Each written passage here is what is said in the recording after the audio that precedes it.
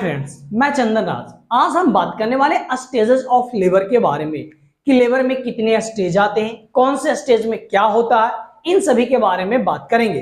Friends, जैसे कि मैंने पीछे के लेक्चर में मैंने बात किया था कि लेबर कहते किसको हैं, ट्रू लेबर पेन क्या होता है एंड फॉल्स लेबर पेन क्या होता है, जिसमें मैंने बात किया था कि अगर जब लेबर पेन अगर ट्रू लेबर पेन रहता है तो उसमें जो पेन है वो लगातार फ्रीक्वेंसी और ड्यूरेशन ये सभी बढ़ते हुए चला जाता है। लेकिन इसमें क्या देख रहे थे कि अगर फॉल्स में अगर हम मदर को कहीं घुमा लेते हैं या फिर उसका पोजीशन चेंज कर देते हैं तो जिसके कारण से का जो कंस्ट्रक्शन हो रहा था वो क्या हो जाता है, स्टॉप हो जाता है। फिर मैंने आपको बात किया था कि कोई भी पेन किलर देने के कारण से जो ट्रू लेबर पेन होगा उनमें कभी भी दर्द नहीं खत्म होगा, लेकिन अगर जब हम इनको रिलीफ देंगे और पेन किलर वगैरह देंगे तो अगर फॉल्स लेबर पेन रहेगा तो क्या हो जाएगा, वो ठीक होगा जाएगा। तो इस तरह से फ्रेंड्स मैंने बात किया था, आपने बहुत अच्छा प्यार दिया, बहुत ज्यादा शेयर किया तो हमको बहुत अच्छा लगा। आप सभी को धन्यवाद। इस वीडियो को भी इसी तरह से सपोर्ट करें और इसे ज्यादा से ज्यादा लोगों के पास शेयर करें। अगर आप हमारे चैनल में अगर आप न्यू हैं तो हमारे चैनल को सब्सक्राइब करना ना भूलें और बेल आइकन को ऑन कर दें। तो चलिए फ्रेंड्स, बात करते हैं स्टेजेस ऑफ लेबर के बारे में। तो स्टेज 4 होते हैं, लेकिन बेसिकली मेनली कितने होते हैं, 3 होते हैं। तो बात करते हैं stage first, stage second, stage third, stage fourth. Stage first में क्या होता है, जो सर्विक्स है उसका क्या होता है, डायलेटेशन होता है। स्टेज सेकंड में बात करते हैं कि जो सर्विक्स है वो पूरी तरह से डायलेट हो जाता है और वहां से फुल्ली डायलेटेशन से लेकर जब तक बेबी डिलीवर कर जाता है तो उस टाइम तक को क्या बोलते हैं, स्टेज सेकंड बोलते हैं।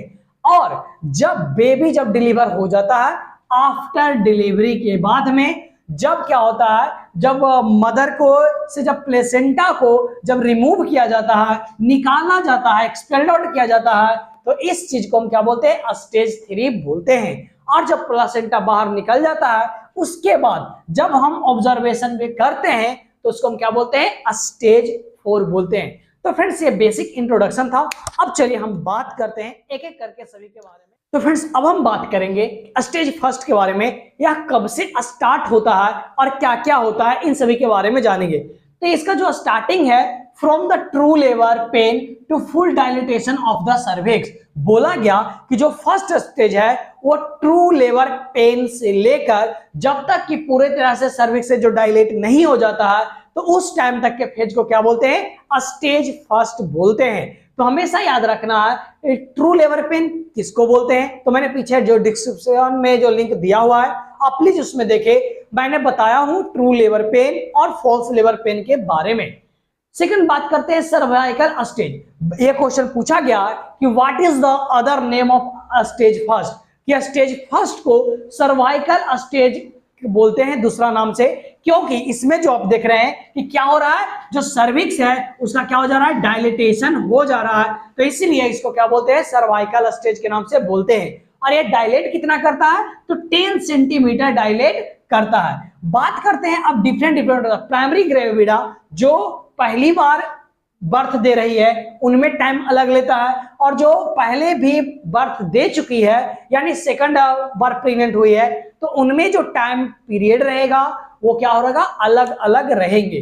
तो बात करते हैं कि जो प्राइमरी ग्रेविडा है उसमें सबसे पहले क्या होता है, इम्फेसमेंट ऑफ द सर्विक्स, यानी जो सर्विक्स है वो सबसे पहले मुलायम होता है, देन उसके बाद क्या होता है, डायलिटेशन होता है, फैलता है।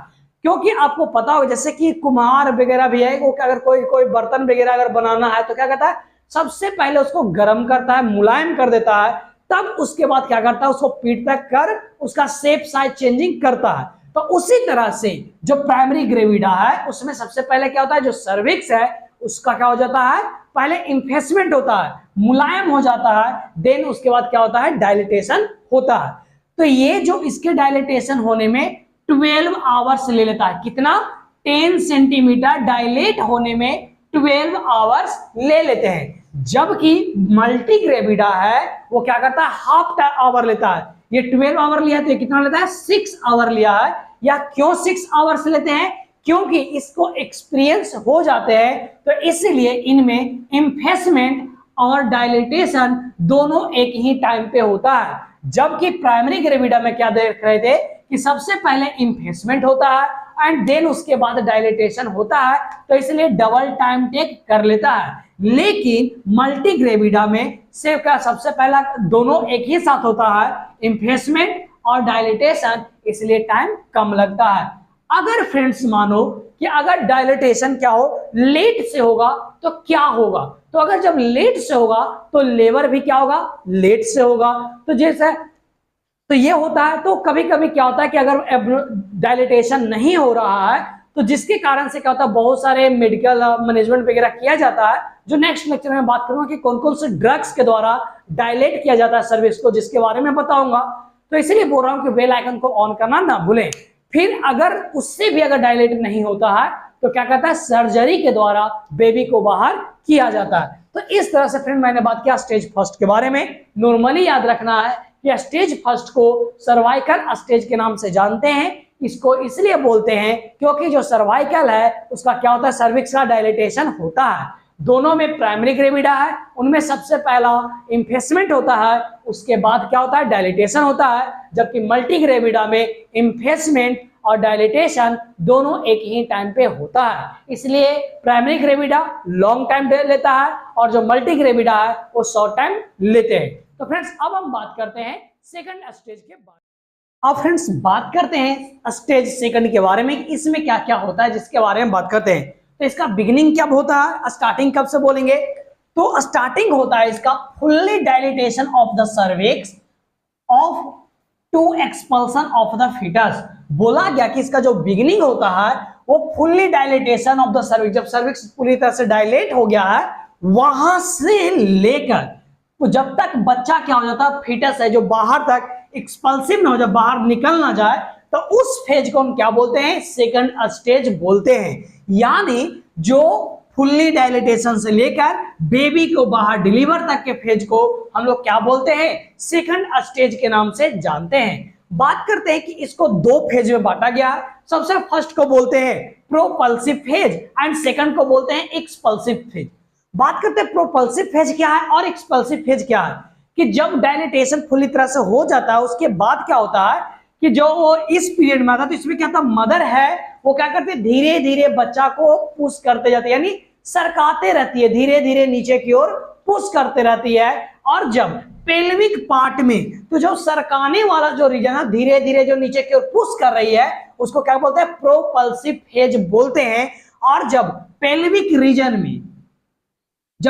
रीजन में जब बच्चा आ जाता है तब हम मदर को बोलते हैं कि जोर से पुश करने के लिए, ताकि बच्चा क्या हो, पूरी तरह से बाहर डिलीवर हो जाए। तो इस चीज को हम लोग क्या बोलते हैं, एक्सपल्सिव फेज के नाम से जानते हैं। तो वही बोला गया कि full dilatation up to the descent of the presenting part of the pelvic floor, कि जब क्या होता है कि जब डायलिटेशन फुल्ली होने से के बाद से जब बेबी पेल्विक पार्ट तक जब आता है तो उस चीज को हम क्या बोलते हैं, प्रोपल्सिव फ्लो फेज बोलते हैं। जैसे अगर क्या रहता है, अगर किसी के पॉकेट से अगर आपको पेन वगैरह निकालना रहता हो या फिर कोई चीज, तो देखते हो वो क्या करता है, धीरे धीरे पहले सरकाते रहता है, धीरे धीरे आपको पता ना चले।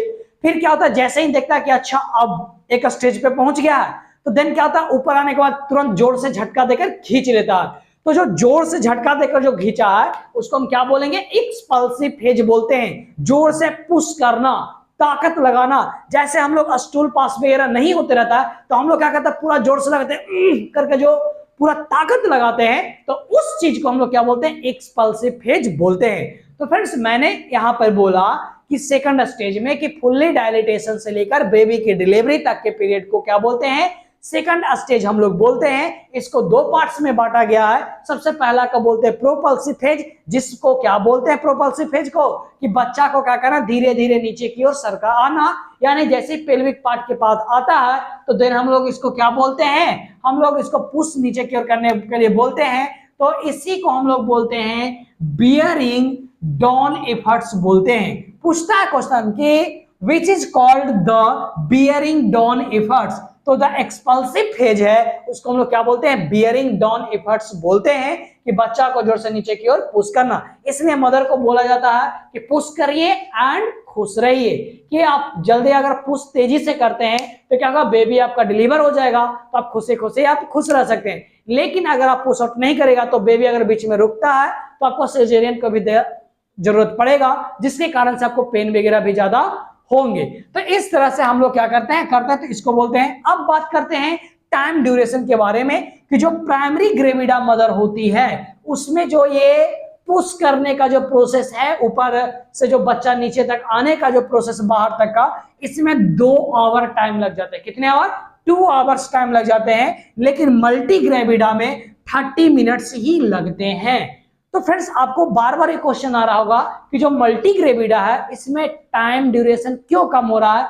क्योंकि जैसे एक्सपीरियंस भी मैटर करता है। जैसे पता रहता है कि जो फर्स्ट जो बेबी आ रहा था तो उसमें क्या क्या हुआ है, तो जिसके कारण से क्या होता है टाइम पीरियड कम लगते हैं। जैसे अगर सब फर्स्ट टाइम में आप जब साइकिल चलाने के लिए रहता होगा तो अगर जब पैंडल मारना होता होगा तो हैंडल मोड़ना भूल जाते हैं, जब हैंडल मोड़ते हैं तो पैंडल पर से ध्यान हट जाता है। तो उस टाइम में आपको एक्सपीरियंस नहीं पता नहीं होता है, लेकिन जैसे ही आपको जब पता चल जाता है तो देन क्या होता है आप फास्टली इजिली दोनों को कंट्रोल कर लेते हैं। उसी तरह से इसमें भी होता है कि जैसे ही जब मदर को फर्स्ट टाइम में जब पता चल जाता है कि इस तरह से ऐसे ऐसे होता है तो देन जब सेकंड ड्यूरेशन में उनको टाइम नहीं लगता है।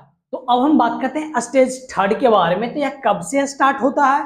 तो यह expulsion of the foetus to the expulsion of the placenta and the membrane. बोला गया कि जब क्या होता है कि जब फीटस जब बाहर निकलता है उसके बाद से क्या होता है उस टाइम से लेकर जब तक कि प्लेसेंटा और उसकी मेम्ब्रेन है वो बाहर ना निकल जाए तब तक के स्टेज को हम क्या बोलते हैं? हम लोग 3rd स्टेज बोलते हैं।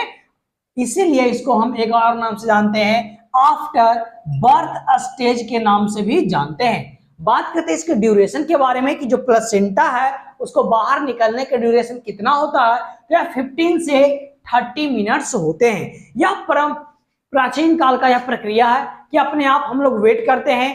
पहले वेट किया जाता था कि प्लेसेंटा अब हटेगा, तो हटने के बाद तो इस टाइम में क्या लगता था 50 to 30 मिनट्स लगते थे। लेकिन आजकल क्या होता है एक्टिव मैनेजमेंट होते हैं।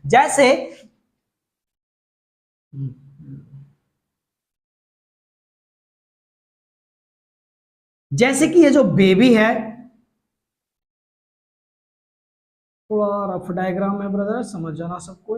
देखो जैसे कि क्या होता है, जैसे ही बेबी का सर बाहर की ओर, ये जो बेबी का जो सर देख रहे हो ये जैसे ही बाहर की ओर आता है और यह सोल्जर जब दिखाई देने लग जाता है तो क्या करते हैं जो सिस्टर जो नर्सेस वगैरह है या फिर वहां जो डॉक्टर हैं वो प्रिस्क्राइब करते हैं क्या चीज देने के लिए? मेथार्जिन देने के लिए।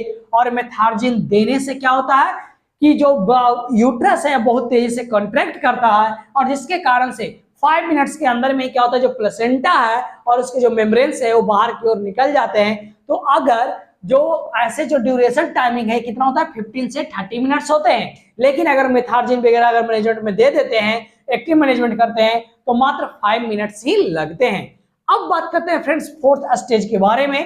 तो 4th स्टेज के बारे में मैंने बात किया था कि इसको हम लोग बोलते हैं ऑब्जर्वेशन मेथड, ऑब्जर्वेशन बोलते हैं कि इस स्टेज में क्या होता है कि जब प्लेसेंटा वगैरह निकल जाता है उसके बाद मदर को और बेबी को, मदर को और यहाँ पे बेबी को दोनों का क्या किया जाता है? ऑब्जर्वेशन किया जाता है, वो भी 1 आवर के लिए। इसमें चाहे मल्टीग्रेविडा मदर हो या फिर पैराग्रेविडा मदर हो, दोनों में ही सेम, इसमें कोई भी टाइम का कंजूसी नहीं करना है, बल्कि 1 आवर तक दोनों को ही ऑब्जर्वेशन में रखते हैं।